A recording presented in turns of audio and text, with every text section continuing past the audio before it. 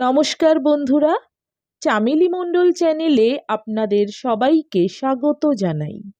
আজকে যে গল্পটি আমি আপনাদের পড়ে শোনাব, গল্পটির নাম চশমা। লিখেছেন স্বনামধন্য সাহিত্যিক দিব্যেন্দু পালিত। আশা করছি গল্পটি আপনাদের ভালো লাগবে। শুরু করছি আজকের গল্প চশমা। সুরেন দাশগুপ্ত অ্যাকাউন্টসে গিয়েছিল মেডিকেল বিল সাবমিট করতে। ফিরে এসে বলল, একটা ভালো খবর আছে, আজ বোনাস দেবে। ঠিক সেই সময় চশমাটা নিয়ে খুব বিব্রত হচ্ছিল অনিশ।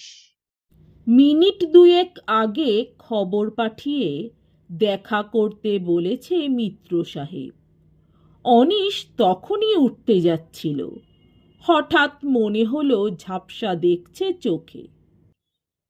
তখনই চশমাটা চোখ থেকে নামিয়ে বসে পড়ল চেয়ারে।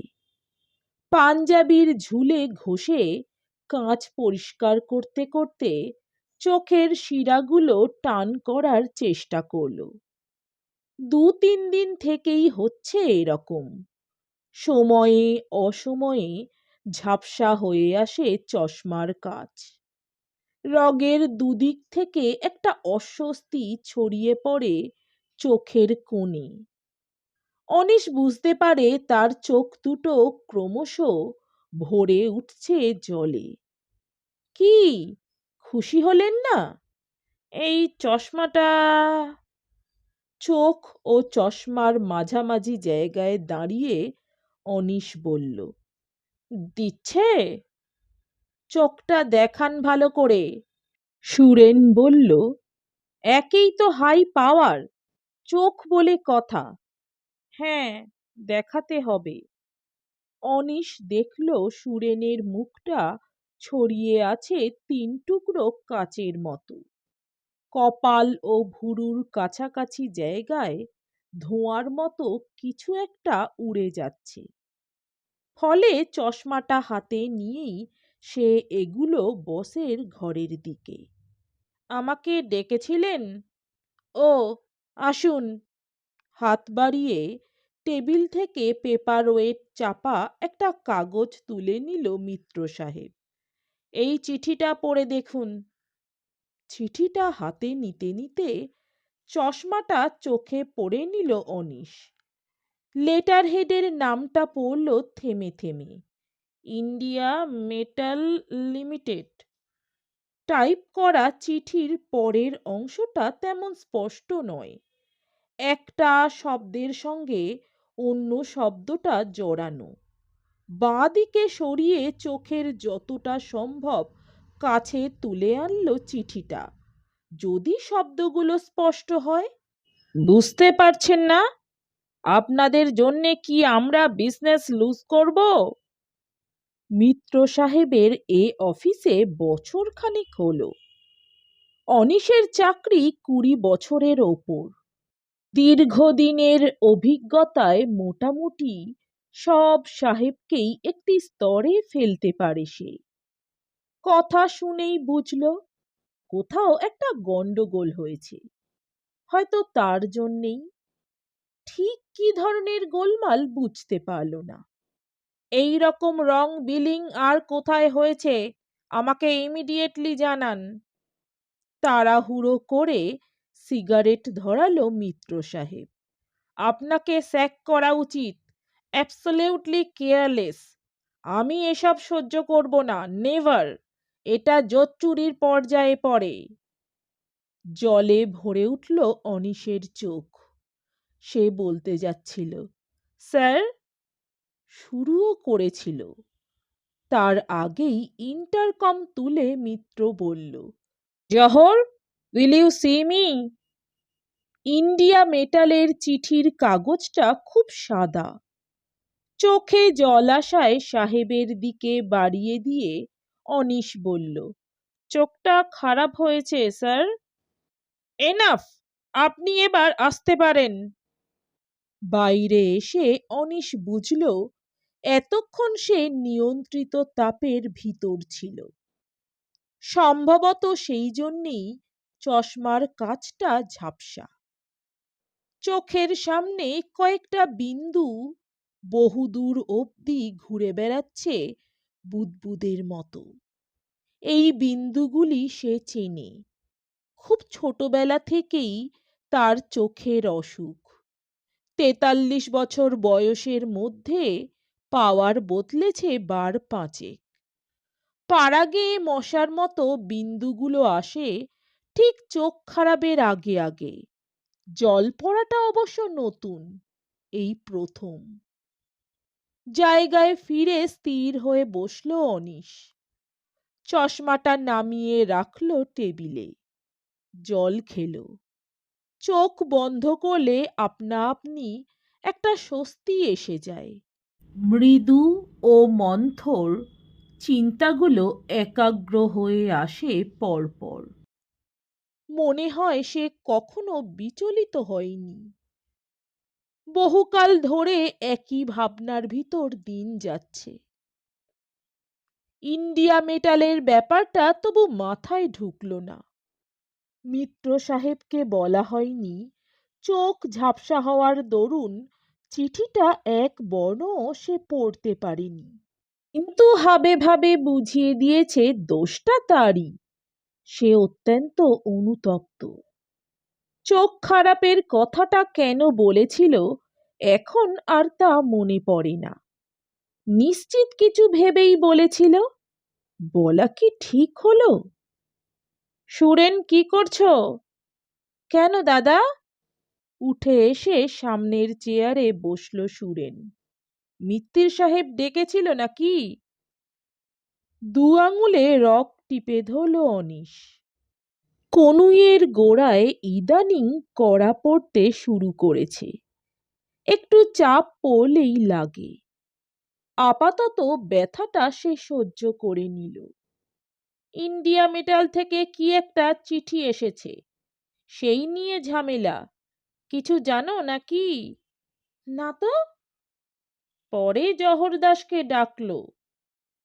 চোখ খুলতেই ৩ ভাগে বিভক্ত সুরেনের মুখ দেখল।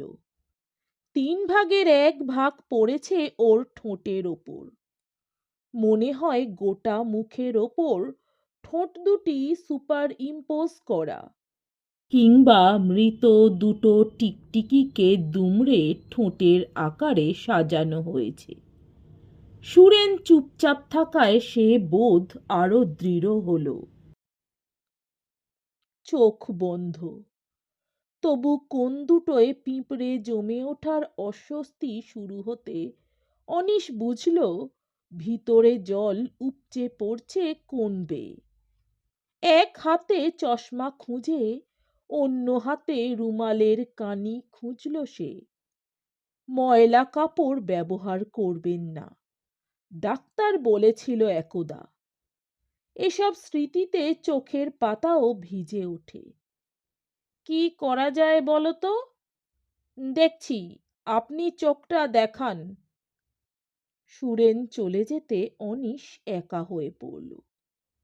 দৃষ্টি মানুষকে বহু করে, দৃষ্টি মানুষকে একা করে দেয়। আজকাল প্রায়ই সে এমন কথা ভাবে। তখন কপাল টিপ টিপ করে, ভয় লাগে। তালগোল পাকানো অনিশ্চিতের মধ্যে ছুটে যাচ্ছে না তো? অথচ তার অফিস ও চাকরি আছে, বাড়িতে স্ত্রী ও ছেলে মেয়ে আছে, একজন বিধবা দিদি আছে তার ছেলে নিয়ে। এসবের কিছুই সে ফেলতে পারে না। ইন্ডিয়া মেটাল থেকে অনিশ ক্রমশ ঢুকে পড়ল নিজের মধ্যে। সংসারের কথা ভাবলেই হাত পা কামড়াতে শুরু করে। নিজেকে দেখতে পায় অ্যানাটমি চার্টের ফিগারের মতো করে। রক্ত কথা বলে এবং সে ঠিক ঠিক বুঝতে পারে কোথায় অসুবিধে হচ্ছে, আটকে যাচ্ছে ভিতরে। এইভাবে একদিন, হয়তো খুব শিগগিরই, সে থেমে যাবে। কথাটা একদিন বলেছিল মনিকাকে, ভয় পাওয়াতে নয়। আসলে সে নিজেই ভয় পেয়েছিল। মনিকা তখন কোলের ছেলেটাকে দুধ দিতে ব্যস্ত। বুক বদল করে বলল, তা না হলে আর চলবে কেন?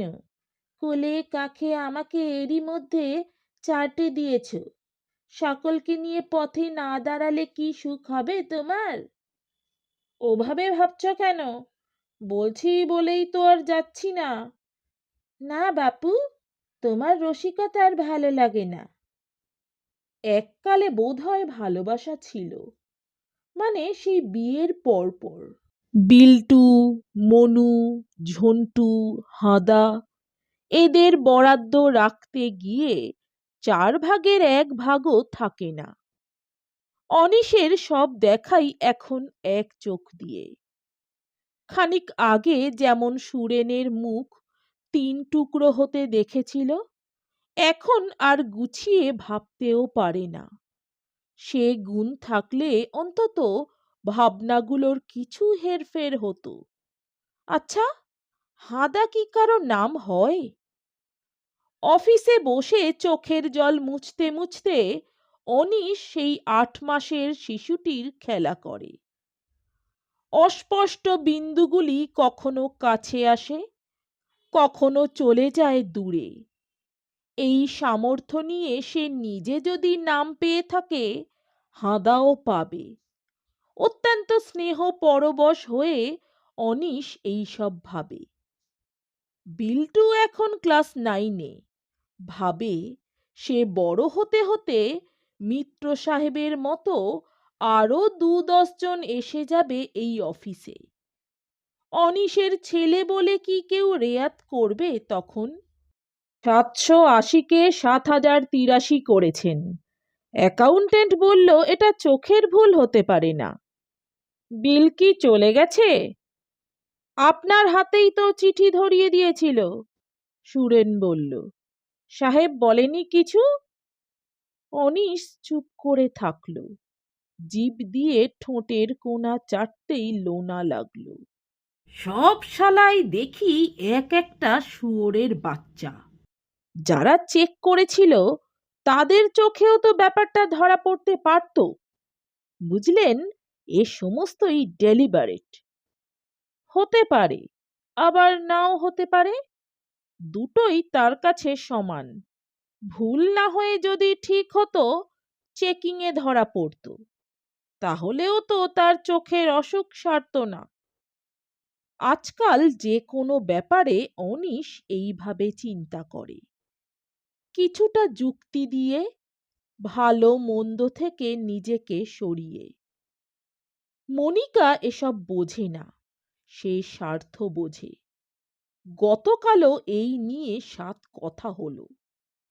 চোখ খারাপের অজুহাতে অনিশ তখন বউয়ের সেবা নিচ্ছে। ছেলেকে ঘুম পাড়িয়ে মনিকার তখন শরীরময় প্যাচ প্যাচ ঘাম। অনিশের হাত তৎপর হতে প্রাণ ফিরে পেল। যার নিজের চলে না সে অন্যের বোঝা টানে কেন? ফেলে দেব? তা বলছি না। বুক থেকে হাত সরিয়ে দিল মনিকা। অন্য কোনো ব্যবস্থা দেখতে বলো। ছেলে গ্র্যাজুয়েট হয়েছে, এখন আর অত কি? একই সময়ে প্রায় 3টে বুক দেখতে পেল অনিশ। অযত্ন আজও তেমন কাবু করতে পারেনি মনিকাকে। ঠিক কোনখানে হাত দিলে মনিকাকে ছোঁয়া যাবে বুঝল না। এলো পাথারি হাত চালাতে লাগলো সে। এরকম একটা সময়ে দিদি তাকে বাঁচিয়েছিল। দিদিকে বাঁচানো এখন অনিশের দায়। এসব ভাবনা আজকাল তাকে পুরুষ হতে দেয় না। কেউ কি একা একা বাঁচে নাকি গায়ে গায়ে জড়িয়ে?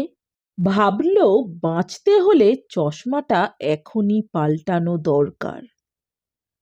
3টে নাগাদ শোকজ পেল অনিশ। দায়িত্বহীনভাবে সে কোম্পানির কাজ ও সুনামের ক্ষতি করেছে। একবার নয়, একাধিকবার। কেন তাকে বরখাস্ত করা হবে না? অনিশ ঠিক বুঝতে পারল না এখন তার কি করা উচিত। চাকরি হয়তো যাবে না শেষ পর্যন্ত, কিন্তু আর যা যা হবার হবে। ব্যবসা ভালো যাচ্ছে না কিছুদিন থেকে। গত ২ বছরে টার্নওভার তেমন বাড়েনি, কিন্তু খরচ খরচা হয়ে গেছে দেড়া, সেজন্য বোনাসও কম। মিত্র সাহেব দুঁদে লোক, এসেই দুভাগ করল ইউনিয়নকে। অনিশ বুঝতে পারে না সে কোন দলে। চশমা চোখে দৃষ্টি বিস্তার করলে সমস্ত মুখই একজনের বলে ভ্রম হয়। মিত্র সাহেবের পায়ে ধরলে কি কাজ হবে কিছু? সুরেন এসে চিঠিটা আদ্যপান্ত পড়ল, বিমর্ষ মুখে বলল, দেখছি। আধ ঘন্টার মধ্যে দুবার ল্যাবরেটরি ঘুরে এলো অনিশ। দ্বিতীয়বার ফেরবার পর চিঠির বয়ানটা পাকা হয়ে গেল মাথায়। হুজুর, আমার মা বাপ গোছের কিছু আনতে হবে ইংরেজিতে। ইউনিয়নের পোঁ ধরলে ব্যাপারটা ঘোরালো হয়ে যেতে পারে। বিষয়টা প্রেস্টিজ নিয়ে নয়, বেঁচে থাকা নিয়ে। শেষটা কি হবে? yours সিনসিয়ারলি না your মোস্ট ওবিডিয়েন্ট সার্ভেন্ট? কাগজে কলম ছোঁয়াতে সুরসুরি লাগলো চোখে। মনির পিছনে ঘড়ির কলকবজার মতো সরু সূক্ষ্ম অসংখ্য টিউব টিপে টিপে জল বের করতে লাগলো অনিশ। সুরেন ফিরে এলো জহর দাসের সঙ্গে দেখা করে। বুঝলেন, লোকটা খারাপ নয়। কেন? মন দিয়ে শুনল পুরো ব্যাপারটা। বললে ঘাবড়াবার কিছু নেই, মেটাল ইন্ডিয়ার সঙ্গে কথা বলবে। ওদিকে ব্যাপারটা হাস আপ করতে পারলে আপাতত কোনো ঝামেলা নেই। সাহেবের কাছে ক্ষমা চাইলেই হবে, বিল তো রিপ্লেসড হচ্ছেই। অনিশ বুঝল জহর দাস ভালো লোক, বলল, দেখি। ৭টার পর দেখা করতে বলল। সাহেব তার মধ্যেই চলে যাবে। দেখি। ভাবনাগুলো ছিটকে পড়ল মৌরির দানার মতো। নিজের ভিতর অনেকটা পর্যন্ত নেমে গিয়ে সেগুলো খুঁটে তোলবার চেষ্টা করল অনিশ। বোনাসের টাকায় ঠিক কি কি করবে মোটামুটি তার একটা ফিরিস্তি এর মধ্যেই ঠিক করে ফেলেছে মনিকা। তার চোখের জন্য বরাদ্দ ৬৬ টাকা এবারের বাড়তি খরচ। চাপা উত্তেজনায় গা শিরশির করে অনিশের। জহর দাসের সঙ্গে দেখা করতে হবে ৭টার পরে। ছুটির আগে লোকটা একবার ডিপার্টমেন্ট ঘুরে গেল। ঝাপসা কাচের ভেতর দিয়ে দেখতে চেয়ার ছেড়ে উঠে দাঁড়ালো অনিশ। এখন তাকে স্যার বলতে ইচ্ছে করছে। সুযোগ পেল না। সরে যেতে যেতে জহর দাস বলল, ঠিক আছে, বসুন। ৭৮০ থেকে ৭,০৮৩ ব্যবধান অনেকখানি। এই ভুলের রাস্তাটা কোনো ক্রমে পেরোতে পারলে কে লাভবান হতো, সে না কোম্পানি? তাহলে জোচ্চুরি কেন? মিত্র সাহেবকে কি বলা যাবে বাড়তি টাকাটা আমার পকেটে আসতো না? জটিল সংখ্যার মনস্তত্ত্ব দীর্ঘ নাড়ির মতো আষ্টে পৃষ্ঠে জড়িয়ে ধরল অনিশকে। তখন সে আবার ল্যাবরেটরিতে গেল, পেচ্ছাপ করল, চোখ মুখে জলের ঝাপটা দিল এবং আয়নার সামনে দাঁড়িয়ে নিজের টুকরো মুখ নিরীক্ষণ করল অনেকক্ষণ ধরে। তারপর আস্তে আস্তে ক্যাশ কাউন্টারের দিকে উঠে গেল। এসো অনিশ। ক্যাশিয়ার সুবোধবাবু হাসল অন্যমনস্কভাবে। তোমার এত দেরি? সবাই তো নিয়ে গেল। এমনি বলেছিলাম। কলমটা আঙুল দিয়ে দেখিয়ে দিল সুবোধবাবু। সই করো। তোমারটা দিলেই প্রায় হয়ে যায়। চোখ কেমন? হ্যাঁ, ট্রাবল দিচ্ছে। নেগলেক্ট করো না, চাকরি বাকরি করেই খেতে হয় আমাদের। চোখ এক ধরনের সম্পদ। আমি বলি কি, টাকা গোনার জন্যে থামল সুবোধবাবু। নাও, গুনে নাও। কত পেলাম? ৩৮৭। ঠিক আছে। না গুনে টাকাটা বুক পকেটে ভরে রাখল অনিশ। এ অফিসে সুবোধবাবু তার চেয়ে পুরনো। একজন স্পেশালিস্টকে চিনি, খুব ভালো। ফি একটু বেশি, তবু এসব ব্যাপারে ভালো ডাক্তার দেখানোই ভালো। কটা বাজলো সুবোধদা? প্রায় ৭টা। দেখালে বলো, সঙ্গে করে নিয়ে যাব। এখন তো কতগুলো বাড়তি টাকা পেলে। দেখি। পকেটটা সত্যি ঝুলে পড়েছে। অনিশ ছুঁয়ে দেখল। মনিকার দেওয়া সেফটি পিনটা খুঁজল। চোখের জন্যে আজ কয়েকবারই রুমাল বের করতে হয়েছে তাকে। হয়তো পড়ে গেছে, সেজন্যে ভাবনা নেই। এভাবে ছুঁয়ে যেতে যেতেই সে বাড়ি পৌঁছে যাবে। প্রায় ৭টা থেকে ৭টা পর্যন্ত যতদূর সম্ভব আস্তে হেঁটে গেল অনিশ। অফিস এখন ফাঁকা, অধিকাংশ আলো নেবানো। সারাদিনের শব্দগুলো এখন জিরোচ্ছে মনে হয়। জহর দাসের ঘরে ঢুকতে ঢুকতে সেই শব্দের নিঃশ্বাস শুনতে পেল অনিশ। চোখের কোণ দুটো শিরশির করে উঠল। আপনার সেই ব্যাপারটা না? জহরদাস তাকিয়ে থাকলো কিছুক্ষণ। কথা বলেছি, একটু মুশকিল আছে। লোকটা এলোমেলো হাত বাড়িয়ে জহরের হাত খুঁজল অনিশ। এখন পা ধরলেও কেউ দেখতে আসছে না। এই মুহূর্তটির জন্য অনিশ নিজেকে তৈরি করতে থাকল। তাড়াতাড়ি হাত গুটিয়ে নিল জহর। বলেছি তো একটা ব্যবস্থা করব। লোকটা কিছু টাকা চায়। ব্যাপারটা আগে ধরা পড়লে এত দূর গড়াতো না। এখন টাকা দিয়েই। কত? অন্তত ৫০। অনিশ ভেঙে পড়ল। অত না স্যার, আমি খুব গরিব, সংসার চালাতে হয়। সেই জন্যেই কনসিডার করছে। আমি তো জানি আগে ১০০০ টাকা চেয়েছিল। বুঝলেন তো, সমস্ত এভিডেন্স সরিয়ে ফেলবে। চোখের কোণ দুটো টাটিয়ে উঠতে বুক পকেটে হাত দিল অনিশ।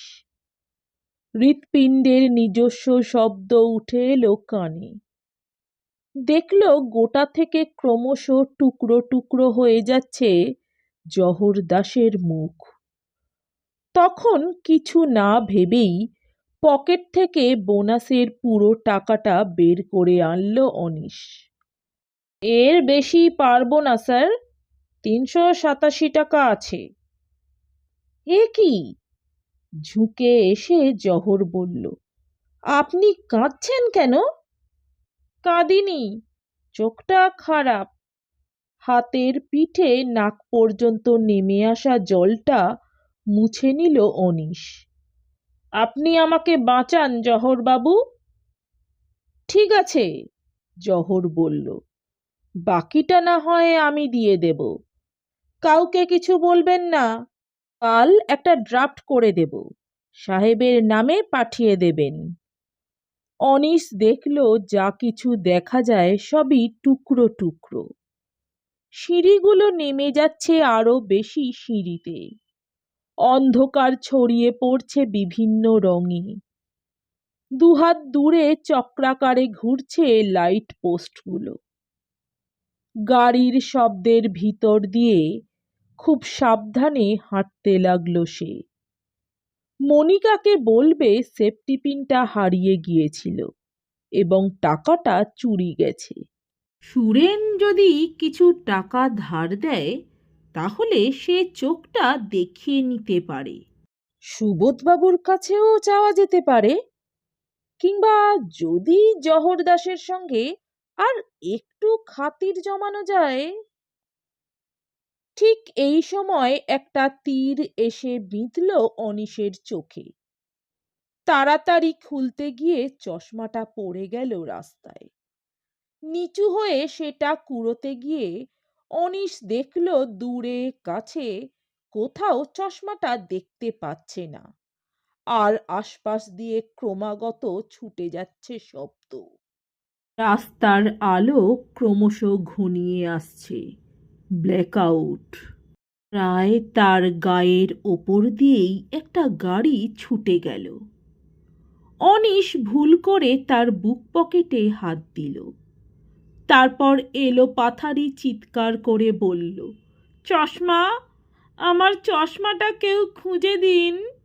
নমস্কার, আমার গল্প পাঠ ভালো লাগলে দয়া করে আমার চ্যানেলটি সাবস্ক্রাইব করে দেবেন।